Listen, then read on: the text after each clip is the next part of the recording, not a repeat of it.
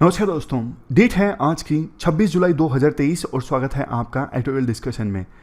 आज काफ़ी सारे आर्टिकल्स हम डिस्कस करेंगे। सबसे पहले पोक्सो एक्ट से संबंधित आर्टिकल है। वो पर्सन्स जिनकी एज 18 से कम है, उनके साथ अगर पेनिट्रेटिव सेक्स होता है तो वो रेप माना जाएगा। कंसेंट हो तो भी, सहमति हो तो भी, ये प्रोविज़न है। इसको लेके काफ़ी सारे हाई कोर्ट्स ने जजमेंट्स दिए हैं। इंपॉर्टेंट चेंज है। सर्कुलर इकोनॉमी वाला कंसेप्ट है।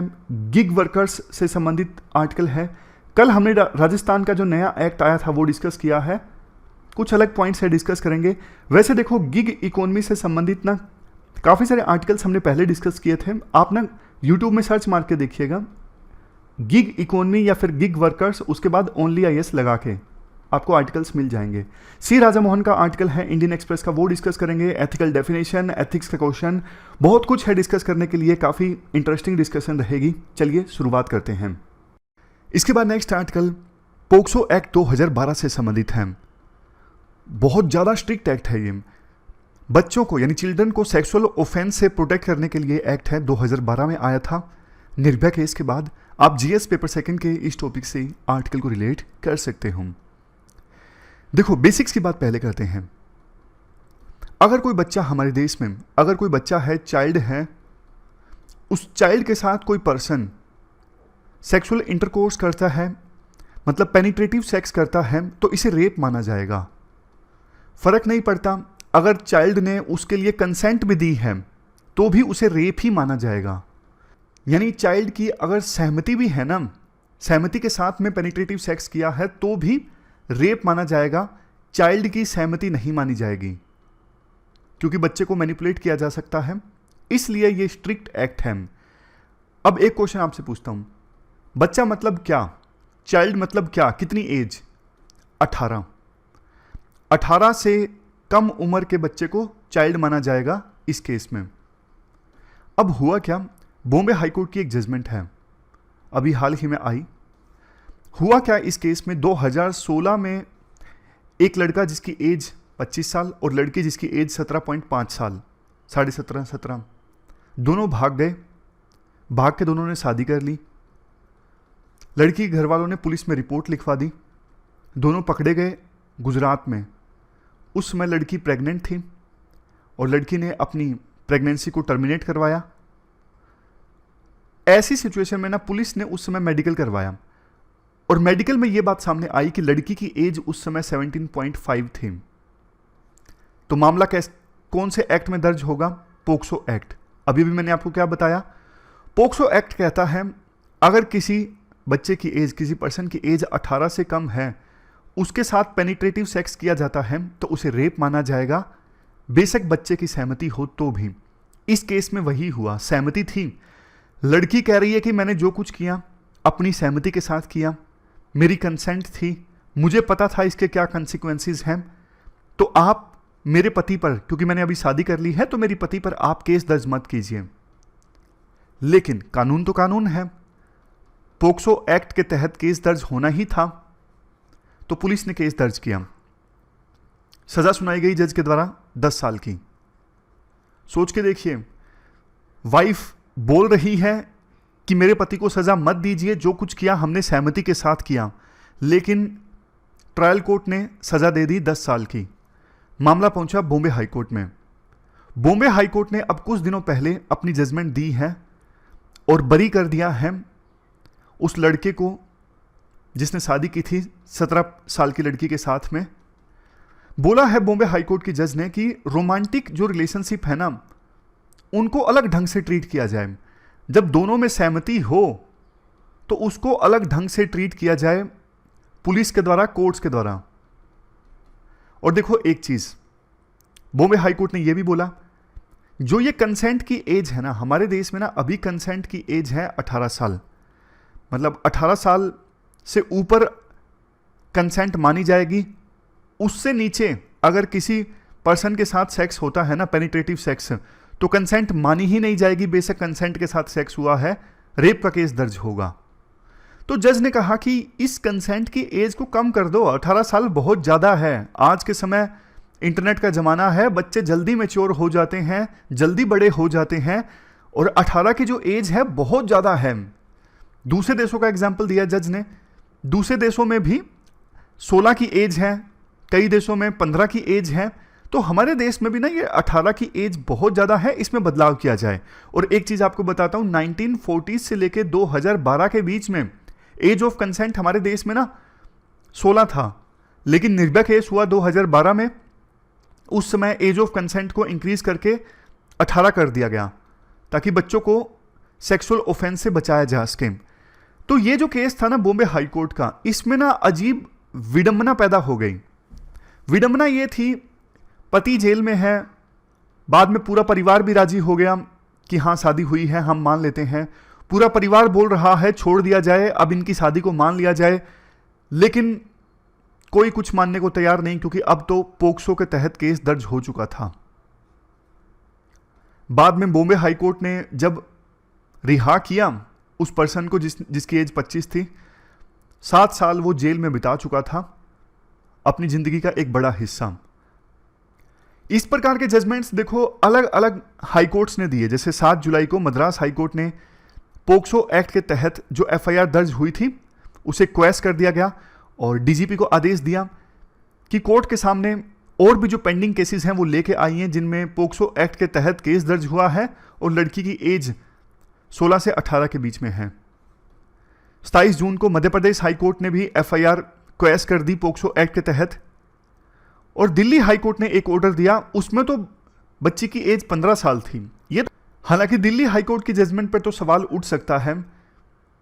दिल्ली हाई कोर्ट ने बोला कि 15 साल की बच्ची की कंसेंट थी, लेकिन देखो एज ऑफ कंसेंट को कम भी किया जाए, 16 साल भी किया जाए, तो ये जो केस है वो अलग है दिल्ली हाई कोर्ट का जो जजमेंट है उसमें, तो क्योंकि उसमें बच्ची की एज ज़्यादा कम है, 15 साल है, तो कंसेंट मैटर नहीं करती।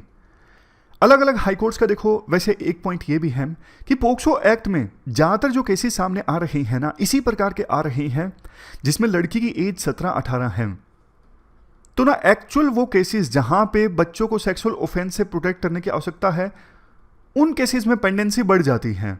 तो उन पेंडेंसी बढ़ने के कारण डेटरेंस जो पैदा होना चाहिए, समाज में डर जो पैदा होना चाहिए कि बच्चों के साथ गलत काम नहीं करना, वो नहीं हो पाता। तो ये देखो एक पक्ष के आर्गुमेंट्स हैं। अब दूसरे पक्ष के आर्गुमेंट्स जानते हैं। एक्सपर्ट्स का देखो ये मानना है कि जजेस ने जो जजमेंट्स दी हैं ना, पोक्सो एक्ट के बाहर जाके जजमेंट्स दी हैं। जजेस के पास में ये डिस्क्रिशनरी पावर नहीं थी, तो इसे आप जुडिशियल ओवररीच भी कह सकते हो। और देखो SC/ST एट्रोसिटीज एक्ट है ना, उसमें भी ये प्रोविजन किया गया है कि अगर कोई person, for example A B के साथ कुछ प्रोहिबिटेड टास्क परफॉर्म करता है ना, फॉर एग्जाम्पल डिस्क्रिमिनेशन इत्यादि, और ए को पता है बी की कास्ट SC है या फिर ST है, तो फिर ना ए के अगेंस्ट SC/ST एट्रोसिटीज एक्ट के तहत मामला दर्ज होगा। बेशक ए की इंटेंशन नहीं थी कि कास्ट के नाम पे भेदभाव करना या फिर कास्ट के नाम पे प्रोहिबिटेड टास्क करना, लेकिन सिर्फ ए को मन में पता था कि बी की कास्ट क्या है, तो भी ना ए के अगेंस्ट SC/ST एट्रोसिटीज एक्ट के तहत मामला दर्ज होता है। यही एनालॉजी है पोक्सो एक्ट में भी। पोक्सो एक्ट में भी कंसेंट या फिर इंटेंशन मैटर नहीं करती, बस अगर बच्चे की एज 18 से कम है तो मामला दर्ज होगा ही। एक्ट देखो स्ट्रिक्ट है, SC/ST एट्रोसिटीज एक्ट भी स्ट्रिक्ट है, पोक्सो एक्ट भी स्ट्रिक्ट है। वल्नरेबल सेक्शंस को प्रोटेक्ट करने के लिए है ये एक्ट। इसके बाद नेक्स्ट राइटर ये भी बोलते हैं कि दिल्ली हाई कोर्ट की जजमेंट में तो एज लड़की की 15 साल थी, आप इसको कैसे जस्टिफाई करोगे? इसको तो जस्टिफाई कर ही नहीं सकते। नेक्स्ट पॉइंट, और देखो हाई कोर्ट्स का ये कहना कि हमारे पास ज़्यादातर जो केसेस हैं पोक्सो से रिलेटेड, यही रोमांटिक रिलेशनशिप से संबंधित आ रहे हैं। तो देखो हाई कोर्ट्स ने ना कोई ऐसा पोक्सो एक्ट को स्ट्राइक डाउन तो किया नहीं है कि ये एक्ट गलत है, तो एक्ट तो वहीं की वहीं है ना। पुलिस अभी भी इस एक्ट के तहत केस दर्ज करती रहेगी, केसेस तो अभी भी आपके पास आते ही रहेंगे। एक जजमेंट देने से फिर फायदा क्या हुआ? तो इस मामले में ना अब सुप्रीम कोर्ट को संज्ञान लेना चाहिए। सुप्रीम कोर्ट का वैसे 2017 का जजमेंट है independent thought versus union of India, जिसमें उन्होंने ये बोला था कि माइनर वाइफ के साथ अगर सेक्सुअल इंटरकोर्स हुआ है ना तो उसे रेप माना जाएगा, बेशक वाइफ है, लेकिन एज अगर 18 से कम है तो उसे रेप ही माना जाएगा। ये सुप्रीम कोर्ट की जजमेंट है। तो इसी जजमेंट के अकॉर्डिंग हाई कोर्ट्स को जजमेंट देने चाहिए थे, लेकिन वो उन्होंने नहीं दिए सुप्रीम कोर्ट के जजमेंट के अकॉर्डिंग। तो अब सुप्रीम कोर्ट को पोक्सो एक्ट पे लाइट डालनी चाहिए, अपने व्यूज प्रेजेंट करने चाहिए, और पार्लियामेंट चाहे तो एज ऑफ कंसेंट जो है उसे कम कर सकता है, 18 से कम करके 16 कर सकता है। बाकी आप बताइए दोनों में से कौन सा पक्ष सही है, आपकी क्या ओपिनियन है इस बारे में। अब चलते हैं आगे। इसके बाद नेक्स्ट आर्टिकल सर्कुलर इकोनॉमी से संबंधित है। आप जीएस पेपर 3 के इस टॉपिक से आर्टिकल को रिलेट कर सकते हो। देखो सर्कुलर इकोनॉमी होती क्या है, एक एग्जांपल की सहायता से आपको बताता हूं। लीनियर इकोनॉमी और सर्कुलर इकोनॉमी के बीच में क्या डिफरेंस है। आपने एक टी शर्ट परचेज की, कुछ दिनों के लिए पहना और फिर फेंक दिया, यह है लीनियर इकोनॉमी। लेकिन सर्कुलर इकोनॉमी में ना रिसोर्सेज की एफिशिएंसी पे फोकस किया जाता है कि एफिशिएंटली उसे यूज किया जाए। आपने टी शर्ट खरीदी, उसको बढ़िया से पहना, बाद में कुछ साल बाद आपके छोटे भाई या बहन ने भी उस टी शर्ट को पहना, उसके बाद भी उसे नहीं फेंका गया, उसके बाद उसको घर में पोछे के तौर पे इस्तेमाल किया गया, क्लीनिंग के लिए, और उसके बाद भी उसको रिसाइकलिंग के लिए भेज दिया गया। ये एग्जाम्पल है सर्कुलर इकोनॉमी का। सर्कुलर इकोनॉमी में रिसाइकलिंग, रीयूज, रिफर्बिश, रिपेयर, इन वर्ड्स पे ज्यादा फोकस होता है कि रिसोर्सेज को मैक्सिमम यूज किया जाए, वेस्टेज को कम से कम किया जाए। अगर देखो ऐसा होगा तो नेचुरल रिसोर्सेज के ऊपर हमारी जो डिपेंडेंसी है वो कम से कम हो सकती है, और सस्टेनेबल डेवलपमेंट आएगा। मतलब आने वाली जो हमारी जनरेशंस हैं उनके लिए भी रिसोर्सेज बचे रहेंगे। विभिन्न देश इस बात को जानते हैं, खास करके इंडिया, इसीलिए इस बार G20 की प्रेसिडेंसी इंडिया के पास है। तो इंडिया सर्कुलर इकोनॉमी पे काफी फोकस करने वाला है। 4 प्रायोरिटी एरियाज इंडिया लेके आएगा G20 का समिट जो सितंबर में हमारे देश में होगा। सबसे पहले सर्कुलरिटी इन स्टील सेक्टर, दूसरे नंबर पे एक्सटेंडेड प्रोड्यूसर रिस्पॉन्सिबिलिटी, और तीसरे नंबर पे circular bio economy and establishing and industry led efficiency, और सबसे लास्ट में सर्कुलर इकोनॉमी इंडस्ट्री कोलिशन। अब इन चारों को एक एक करके हम डिस्कस करेंगे। सबसे पहले circular economy in steel sector. देखो सबसे पहली चीज, स्टील सेक्टर में सर्कुलर इकोनॉमी क्यों जरूरी है। देखो विभिन्न देश जो हैं, मतलब सबने अपना अपना टारगेट रखा है। जैसे इंडिया का टारगेट है कि 2070 आने तक हमारे देश में नेट जीरो कार्बन स्टेटस होगा, मतलब जितना कार्बन हम एमिट करेंगे उतना ही एब्जॉर्ब करेंगे। तो इसके लिए ना अगर नेट जीरो टारगेट को अचीव करना है ना तो रिसोर्स की कंजप्शन को कम से कम करना होगा, और रिसाइकलिंग रेट को ना 15 से लेके 25% के बीच में लाना होगा। और अगर रिसाइकलिंग रेट को इतना लाना है ना 15 से 25% के बीच में, तो स्टील सेक्टर का रोल बहुत इंपॉर्टेंट होने वाला है। क्योंकि देखो ग्लोबली पूरे वर्ल्ड में 7% जो एनर्जी सेक्टर में एमिशन होता है ना, वो तो आयरन और स्टील प्रोडक्शन में होता है। समझ गए, मतलब आयरन और स्टील सेक्टर एनर्जी सेक्टर के एमिशन में 7% कंट्रीब्यूट करते हैं। इसलिए सर्कुलर स्टील सेक्टर एक जबरदस्त स्ट्रेटजी होगी। मतलब स्टील सेक्टर में अगर सर्कुलर इकोनॉमी आती है तो जबरदस्त फायदा होगा इसका। इसके लिए एक डॉक्यूमेंट भी रिलीज किया गया है, प्रेसिडेंसी इंडिया के पास है तो इंडिया ने एक डॉक्यूमेंट रिलीज किया है, circular economy in steel sector. तो ये तो हुआ पहले पॉइंट पे बात। अब दूसरे पॉइंट पे बात करते हैं, एक्सटेंडेड प्रोड्यूसर रिस्पॉन्सिबिलिटी। इसका एग्जांपल देता हूं। देखो मान लीजिए लेज वाली कंपनी है जिसने लेज बेच दिए। अब लेज बेचे किस में है, एक पैकेट है, पॉलिथीन का है। तो लेज कंपनी की जो रिस्पॉन्सिबिलिटी है ना, 20 रुपए का लेज बेचने पर खत्म नहीं हो जाती। लेज की रिस्पॉन्सिबिलिटी ये भी है कि कंज्यूमर जब उस लेज को कंज्यूम कर लेता है, उसके बाद जिस प्लास्टिक के पैकेट में, पॉलिथीन में जो आपने लेज बेची थी ना, उसको इकट्ठा करना, उसको डिस्पोज करना, यह भी लेज की रिस्पॉन्सिबिलिटी है। ऐसा नहीं कि बेच दिया तो हमारी जिम्मेदारी खत्म।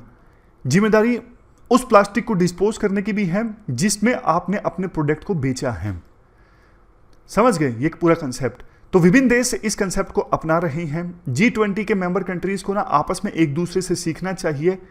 मान लीजिए फ्रांस ने अच्छा काम किया है इस ईपीआर मॉडल में, एक्सटेंडेड प्रोड्यूसर रिस्पॉन्सिबिलिटी मॉडल में, तो बाकी देश फ्रांस से सीख सकते हैं एंड वाइस वर्सा। इसके बाद आर्टिकल में ये कहा जाता है, आज के समय में देखो इंडिया ने ना इस ईपीआर रिस्पॉन्सिबिलिटी के लिए ना एक पोर्टल बनाया है। 20,000 रजिस्टर्ड प्रोड्यूसर, इंपोर्टर और ब्रांड ओनर्स हैं। इसके अलावा 1900 के आसपास प्लास्टिक वेस्ट प्रोसेसर हैं इस सेंट्रलाइज्ड ईपीआर मॉडल में। तो इंडिया में इस ईपीआर मॉडल का बहुत बड़ा फ्रेमवर्क है। इंडिया ने देखो वैसे ई वेस्ट और बैटरी मैनेजमेंट के लिए भी रूल्स नोटिफाई किए हैं, तो बैटरी को कैसे डिस्पोज करना है उसके लिए भी इंडिया ने रूल्स बनाए हैं। अब तीसरे नंबर पे जो बायोलॉजिकल पॉइंट है ना, मैं आपको यहाँ पे बता भी देता हूँ। ये तीसरा जो पॉइंट था, circular bio economy and establishing and industry led resource efficiency. अब ये पॉइंट डिस्कस कर लेते हैं। देखो 1970 के बाद से ही ना G20 के मेंबर कंट्रीज ज़्यादा से ज़्यादा बायोलॉजिकल रिसोर्सेज का इस्तेमाल कर रहे हैं। मतलब बायोलॉजिकल सोर्सेज का जो इस्तेमाल है ना 2.5 टाइम से इंक्रीज हो चुका है। बायोलॉजिकल रिसोर्सेज जैसे देखो एग्रीकल्चर की क्रॉप्स हैं, फूड हैं, ये सब बायोलॉजिकल रिसोर्स में आता है। बट देखो बायोलॉजिकल रिसोर्सेज के इस्तेमाल के बढ़ने के साथ साथ बायो वेस्ट भी इंक्रीज होने लगा है। बायो वेस्ट मतलब खाना बच गया, उसे फेंक दिया गया, क्रॉप के रेजिड्यूज, फसल काट ली गई लेकिन नीचे जो कचरा बच गया जिसे नॉर्थ इंडिया में जला दिया जाता है, जिसकी वजह से सर्दियों में प्रॉब्लम पैदा हो जाती है पोल्यूशन की एनसीआर में। तो राइटर एक सजेशन ये देते हैं कि बायोलॉजिकल जो वेस्ट है ना इसे कम से कम किया जाए, क्योंकि ये बायोलॉजिकल वेस्ट इन्वायरमेंट को तो नुकसान पहुंचाता ही पहुंचाता है, उसके साथ साथ पोल्यूशन होता है, बायोडाइवर्सिटी का लॉस होता है, ग्लोबल वार्मिंग होती है। तो क्या किया जाए, इनको कैसे रीयूज किया जाए? देखो इन जो ये बायोलॉजिकल वेस्ट है ना, इनको ना कंपोस्ट में कन्वर्ट किया जा सकता है, खाद में। बाद में वही खाद खेतों में इस्तेमाल की जा सकती है। और क्या किस तरीके से इनको रीयूज किया जा सकता है? इनको देखो एनर्जी प्रोड्यूस करने के लिए इस्तेमाल किया जा सकता है, जो ये बायो वेस्ट हैं। सरकार का तो प्रोग्राम ही ये है, सरकार ज़्यादा से ज़्यादा बायोफ्यूल को अब अडोप्ट कर रही है। प्रधानमंत्री जी वन योजना है जिसमें इंटीग्रेटेड बायो इथेनॉल प्रोजेक्ट्स के लिए फाइनेंशियल सपोर्ट सरकार के द्वारा प्रोवाइड की जाती है, ताकि सेकेंड जनरेशन इथेनॉल प्रोजेक्ट्स को सेटअप किया जा सके। तो बायो वेस्ट से इथेनॉल जनरेट किया जा सकता है और इसे एनर्जी के सोर्स के तौर पे इस्तेमाल किया जा सकता है। ये है तीसरा पॉइंट। इसके वैसे एग्जांपल्स कुछ और भी हैं, मतलब सरकार की तरफ से क्या प्रयास किए गए हैं बायोलॉजिकल रिसोर्सेज को अच्छे से यूज़ करने के लिए। सरकार ने ना ये मैंडेटरी बना दिया है, वो थर्मल पावर प्लांट्स जो कोयले से चलते हैं ना, वहाँ पे कोल के साथ साथ 5% बायोमास पैलेट्स को यूज़ करना होगा, यानी 95% कोयला और 5% बायोमास पैलेट्स ये यूज़ होंगे, तब जाके बिजली प्रोड्यूस होगी। इसके अलावा एक और स्कीम है गोबरधन स्कीम, ये सरकार के द्वारा लॉन्च की गई थी ताकि जो ऑर्गेनिक वेस्ट है या फिर कैटल डंग है, इसे खाद में, बायोगैस में, बायोफ्यूल में कन्वर्ट किया जा सके। इसके बाद अब आता है लास्ट पॉइंट, इंडस्ट्री कोलिशन से संबंधित। लास्ट पॉइंट कौन सा था आप यहां पर देख लीजिए, लास्ट पॉइंट था सर्कुलर इकोनॉमी इंडस्ट्री कोलिशन। देखो ये सर्कुलर इकोनॉमी लेकर आना ये सिर्फ सरकार का काम नहीं है, प्राइवेट सेक्टर को भी इसमें अपना रोल प्ले करना होगा। उनके बिना तो सर्कुलर इकोनॉमी के कंसेप्ट को इम्प्लीमेंट किया ही नहीं जा सकता। तो कोलिशन बनना चाहिए इंडस्ट्रीज का सरकार के साथ में, और एम होना चाहिए टेक्नोलॉजी लेकर आए, टेक्नोलॉजी को लेकर कोलैबोरेशन होना चाहिए। सरकार के पास है तो सरकार इंडस्ट्रीज को दो, इंडस्ट्रीज के पास में है तो सरकार के साथ शेयर करें। अलग अलग सेक्टर्स में एडवांस कैपेबिलिटी बिल्ड की जाए ताकि रिसोर्सेज का एफिशिएंटली इस्तेमाल हो। सर्कुलर इकोनॉमी के कंसेप्ट को इम्प्लीमेंट करने के लिए फाइनेंस आसानी से मिल सके, ये सारे पॉइंट्स हैं। तो मतलब इंडस्ट्री के साथ में कोलिशन होना जरूरी है। तो ये हमने पूरा आर्टिकल डिस्कस किया सर्कुलर इकोनॉमी के कंसेप्ट से संबंधित। 4 पॉइंट्स मेन है, चारों के चारों पॉइंट्स हमने डिस्कस किए। चलते हैं आगे। इसके बाद नेक्स्ट आर्टिकल गिग वर्कर्स से संबंधित है। आप जीएस पेपर 3 के इस टॉपिक से आर्टिकल को रिलेट कर सकते हो। निखिल डे और अरुणा राय के द्वारा ये आर्टिकल लिखा गया है। कंटेस्ट, राजस्थान में गिग वर्कर्स के लिए एक एक्ट आया, Rajasthan platform based gig workers registration and welfare act 2023। ये गिग वर्ड पता कहाँ से आता है? देखो पहले ना म्यूजिशियन, जज म्यूजिशियन जो अपनी परफॉर्मेंस दिया करते थे थोड़े समय के लिए, जैसे म्यूजिशियन ने 1 घंटे के लिए परफॉर्मेंस दे दी और इसके लिए उन्हें पैसा मिल जाया करता था, उन्हें गिग कहा जाता है। तो वहीं से ये वर्ड निकल के आता है गिग वर्कर। गिग वर्कर मतलब जो टेम्परेरी बेसिस पे काम करते हैं, कॉन्ट्रैक्ट के बेस पे, और जितने समय के लिए काम करते हैं उतने समय के लिए उन्हें उनका पैसा मिल जाता है। जैसे एग्जाम्पल्स आपको पता ही हैं, जोमेटो, स्विगी, उबर, ओला। ये जो कंपनीज है ना प्लेटफॉर्म वाली, इन्हें वर्कर्स नहीं मानती, अपने एम्प्लॉयज नहीं मानती। इनका कहना है ये हमारे पार्टनर हैं। अब इसमें भी चालाकी है। क्यों नहीं मानती? क्योंकि जोमेटो, स्विगी जैसी कंपनीज अगर इनको अपना एम्प्लॉय माने ना, तो इनको बहुत सारे बेनिफिट्स प्रोवाइड करने होंगे, सोशल सिक्योरिटी प्रोवाइड करनी होगी, जैसे इंश्योरेंस हो गया, हेल्थ बेनिफिट्स होंगे, हेल्थ इंश्योरेंस हो गया, पेंशन संबंधित फायदे होंगे। तो ये प्लेटफॉर्म्स इतने सारे सोशल सिक्योरिटी संबंधित बेनिफिट्स नहीं प्रोवाइड करना चाहते गिग वर्कर्स को, इसलिए ये प्लेटफॉर्म्स बोलते हैं they are our partners not employees.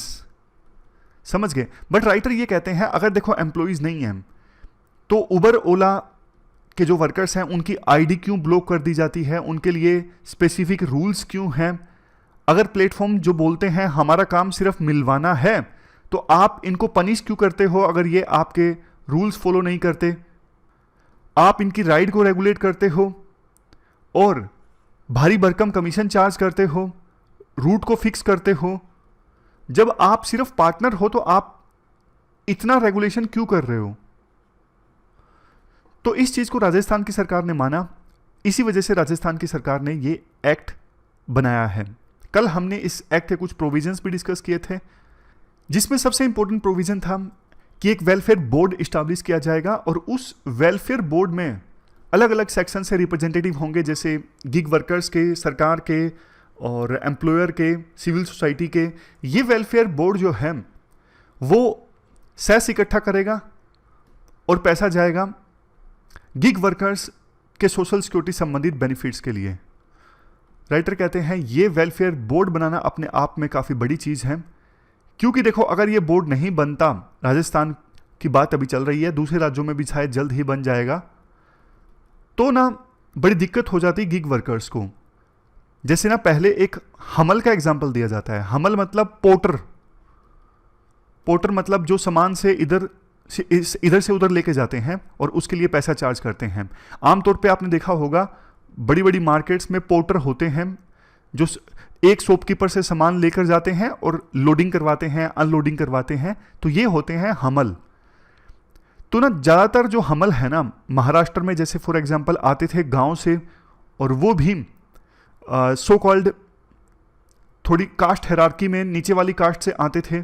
इनसे ना शॉपकीपर्स काम करवाते, उसके लिए पैसा देते, और ये पोर्टर यानी हमल तब तक काम करते जब तक उनके शरीर में जान रहती। अब आपको भी पता है 50 की उम्र हो गई, 55 की उम्र हो गई, उसके बाद शरीर जवाब दे जाता है। तो ये लोग पोर्टर के तौर पे काम नहीं कर पाते, अपने गांव में चले गए और बिल्कुल खाली, कोई पेंशन नहीं, कोई सोशल सिक्योरिटी नहीं, कुछ भी नहीं। तो ना उस समय एक बोर्ड बना इनकी वेलफेयर के लिए, यूनियन बनी, समझ गए? हमल यूनियन बनी, हमल पंचायत बनी और वेलफेयर बोर्ड भी बना। यह फैसला हुआ कि जो शॉपकीपर से इनसे काम करवाते हैं वो थोड़ा बहुत पैसा काट के और अपनी तरफ से दे के अपने पास रखेंगे और बाद में वेलफेयर फंड में जमा करवाएंगे। तो ये सब काम जो आज के समय में गिग वर्कर्स के लिए चीजें सोची गई है ना, 60 साल पहले हमल्स के लिए सोची गई थी। हमल पंचायत बनी, ये रहा। मथाड़ी बोर्ड बना जिसमें वर्कर्स और मर्चेंट्स दोनों रजिस्टर होते थे, समझ गए? तो पैसा काटा और उस पैसे से हमल्स को सोशल सिक्योरिटी संबंधित बेनिफिट्स दिए गए।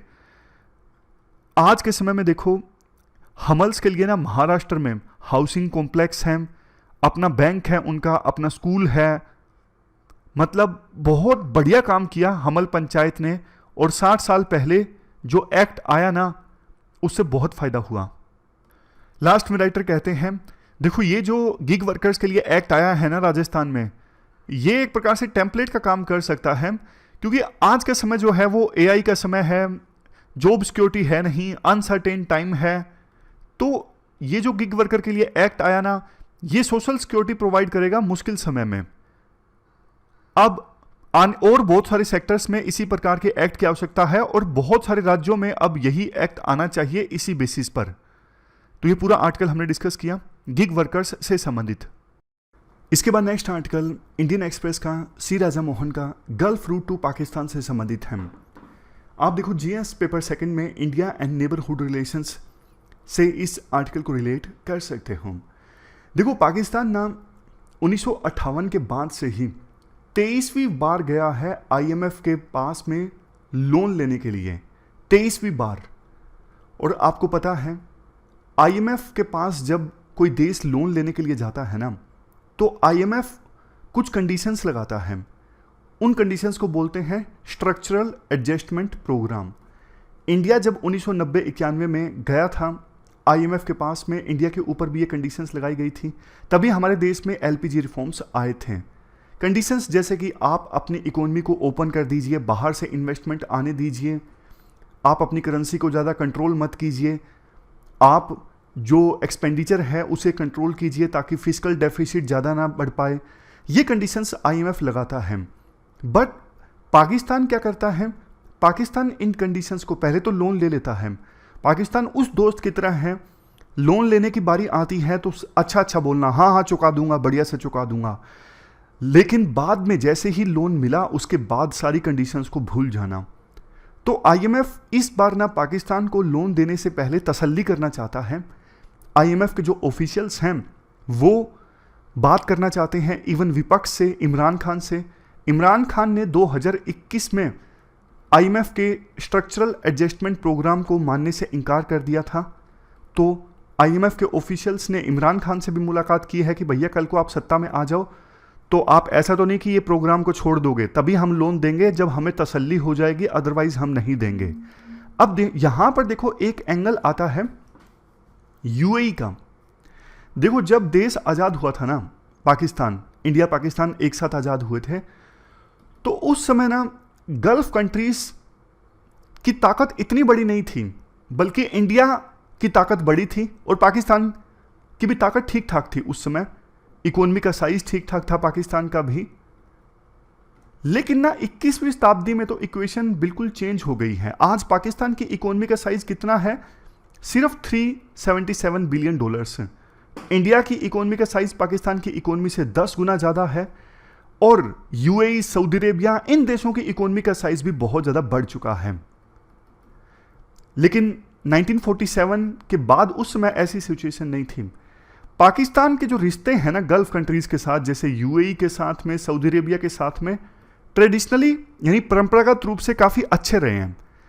यूएई में, सऊदी अरेबिया जैसे गल्फ कंट्रीज़ में पाकिस्तान के प्रति ना एक रिस्पेक्ट रही है कि इस्लामिक कंट्री है। रिलीजन एक बड़ा फैक्टर है जिसकी वजह से पाकिस्तान के यूएई और बाकी गल्फ कंट्रीज़ के साथ रिश्ते अच्छे। और भी दूसरे फैक्टर्स हैं जैसे सिक्योरिटी कोऑपरेशन, सिक्योरिटी को लेकर दोनों देशों के बीच में कोऑपरेशन होता रहा है, गल्फ कंट्रीज़ के बीच में और पाकिस्तान के बीच में। ये देश पाकिस्तान को मदद देते रहे हैं और अभी भी मदद ऑफर की है। अभी भी यूएई ने पाकिस्तान को मदद ऑफर की है कि हम आपको लोन देंगे, आपकी इकोनॉमी को स्टेबलाइज करेंगे। आप बार बार ऐसे साइकिल में फंस जाते हो ना कि आपको आईएमएफ से फिर से लोन मांगना पड़ता है, हम आपकी मदद करेंगे इस साइकिल से छुटकारा पाने में। लेकिन देखो आपको हम ना लोन तभी देंगे जब पहले आप आईएमएफ से लोन लो। आईएमएफ जो कंडीशंस लगा रहे हैं ना, पहले आप उनको फुलफिल करो तभी हम आपको लोन देंगे। समझ गए? ये यूएई ने पाकिस्तान को बोला है। यूएई बोल रहा है पाकिस्तान को, हम आपके पब्लिक सेक्टर यूनिट्स को परचेज करेंगे, हम आपके जो एयरपोर्ट्स हैं, फॉर एग्जांपल कराची एयरपोर्ट को हम यहां पे इन्वेस्टमेंट करेंगे। लेकिन देखो पहले क्या होता था, गल्फ कंट्रीज पाकिस्तान को ना एड दे देते थे, पैसा दे देते थे, लोन के तौर पे नहीं, मुफ्त में पैसा दे देते थे। बट अब ना यूएई ये बोल रहा है कि हम इन्वेस्ट कर देंगे बट हमें ना अपनी इन्वेस्टमेंट के रिटर्न्स चाहिए। ये यूएई अभी बोल रहा है। तो मतलब पावर डायनामिक्स चेंज हो चुके हैं पाकिस्तान और गल्फ कंट्रीज के बीच में, क्योंकि गल्फ कंट्रीज आज के समय में बड़े पावरफुल हैं लेकिन पाकिस्तान उतना पावरफुल नहीं है। इवन पर कैपिटा इनकम भी बांग्लादेश से कम $1000 कम है। बुरे हालात हैं।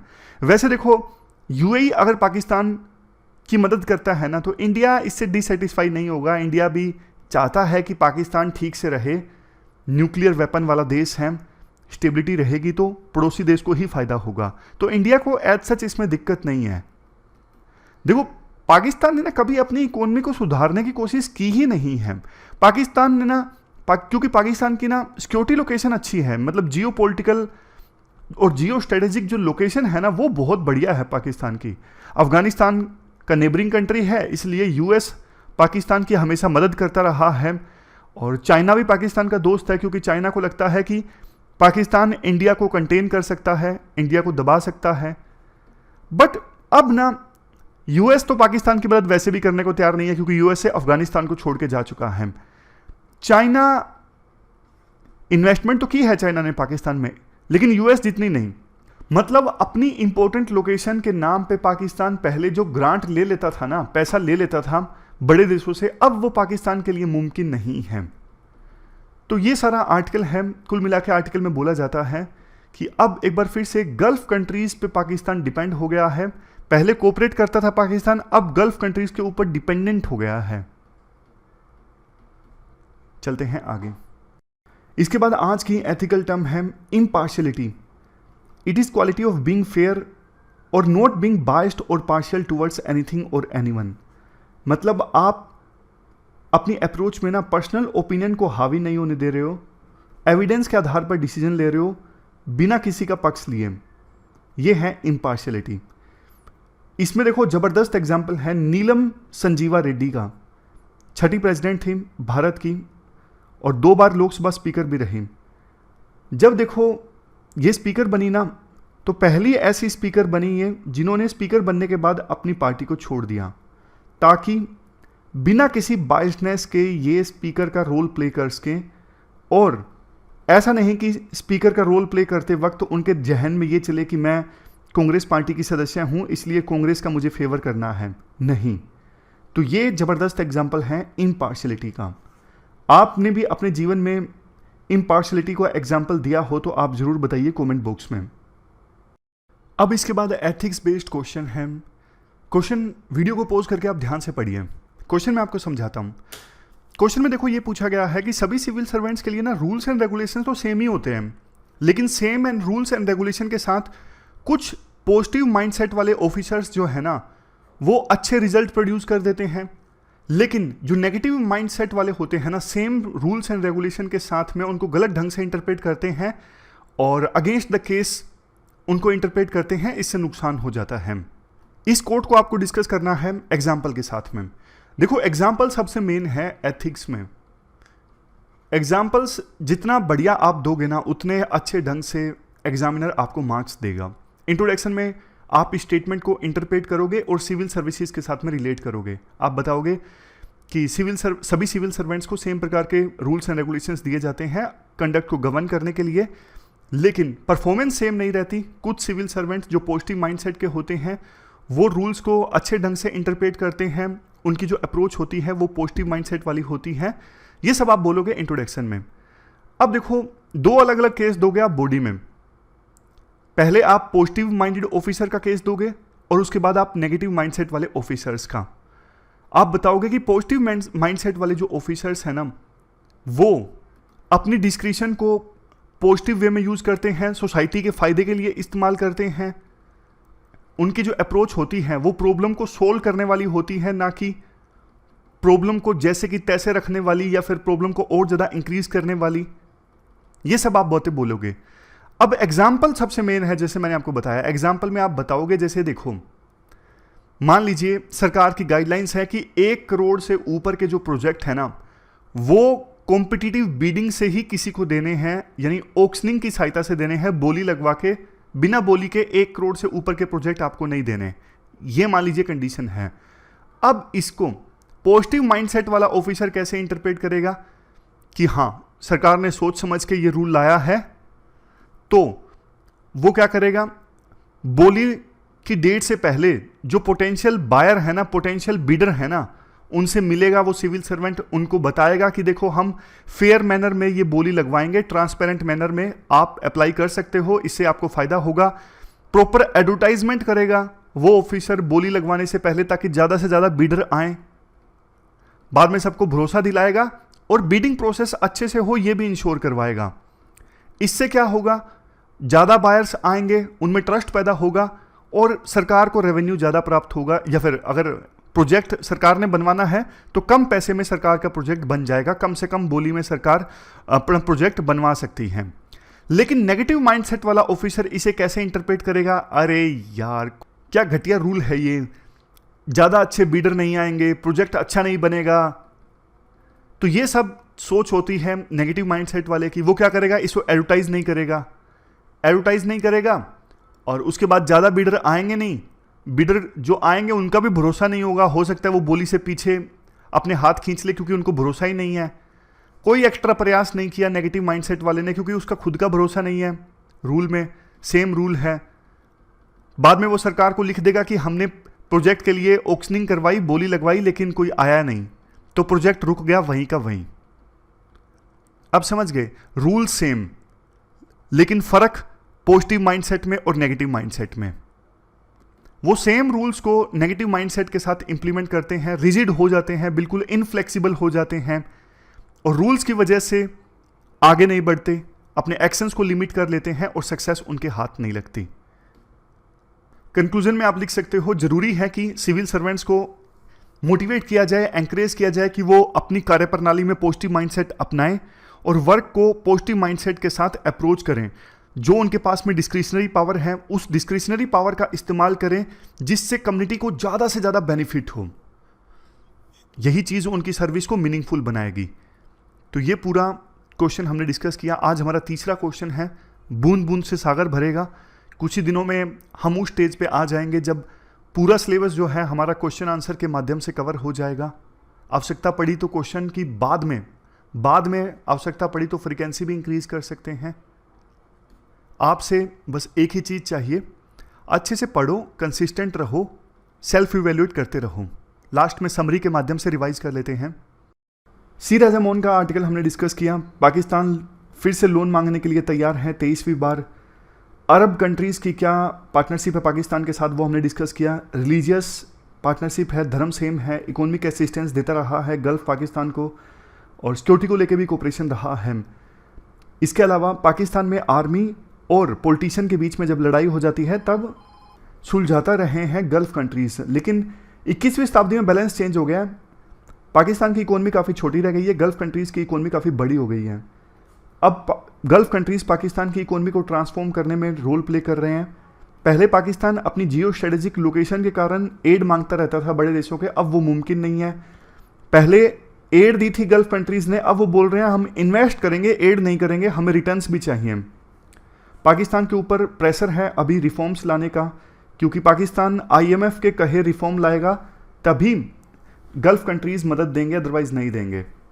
फिर हमने सर्कुलर इकोनॉमी वाला आर्टिकल डिस्कस किया। रिसोर्स एफिशिएंसी और सर्कुलर इकोनॉमी जरूरी है।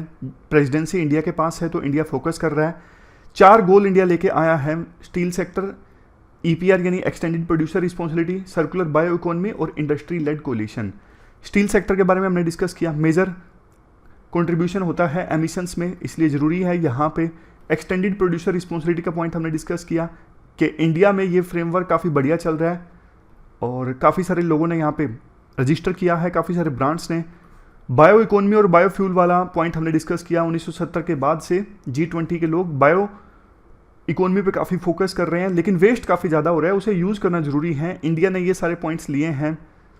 इसमें और भी एग्जाम्पल्स हैं, सारे एग्जाम्पल्स हैं, सर्कुलर इकोनॉमी का भी, EPR का भी। सबसे लास्ट में इंडस्ट्रियल कोलिशन भी ज़रूरी है, सिर्फ सरकार के बस की बात नहीं है। तो ये रिवाइज किया हमने और ये क्वेश्चन है जो आपको अटैम्प्ट करना है आज। एक ही क्वेश्चन है आज, 250 वर्ड्स में आपको इस क्वेश्चन को अटैम्प्ट करना है। तो इस डिस्कशन में इतना ही है। Thank you very much for discussion.